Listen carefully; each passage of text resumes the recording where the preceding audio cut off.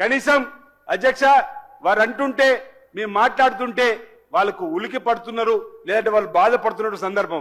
కానీ వాస్తవం అధ్యక్ష, కొన్ని చెప్పవలసిన అవసరం ఉన్నాయి, కొన్ని కఠోర నిజాలు కూడా మాట్లాడుకోవాల్సిన అవసరం ఉన్నాయి.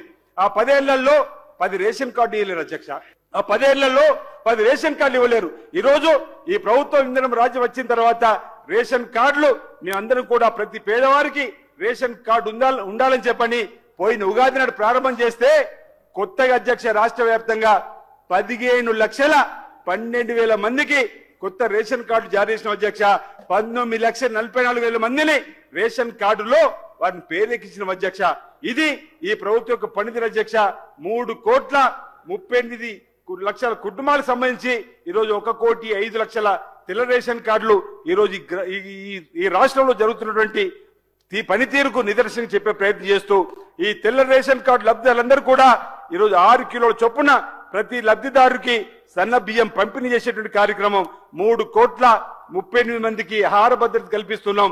గత ప్రభుత్వం ఇచ్చినటువంటి దొడ్డు బియ్యం అక్కడే అమ్ముకునే వాళ్ళు అధ్యక్ష, లేదా బయట పశువులకు దానాగా వాడేవాళ్ళు. కానీ రోజు సన్న బియ్యం ఏదైతే సంపన్నులు తిన్నటువంటి భోజనం ఈ రోజు పేదవారికి ఇస్తుంటే మేము సన్న బియ్యం పంపిణీ చేసిన తర్వాత దళిత కాలనీ, బీసీ కాలనీ, గిరిజన కాలనీకి వెళ్తే వాళ్ళందరూ కూడా ఈ ప్రభుత్వానికి ఆశీర్వదించిన తీరు, కళ్ళల్లో ఆనందం, కళ్ళల్లో నీళ్లు వస్తుండగా, ఆనంద బాష్పాలు వస్తుండగా మీ కడుపు చల్లగుండగా ఇందిరమ్మ రాజ్యం మళ్లీ రావాలి.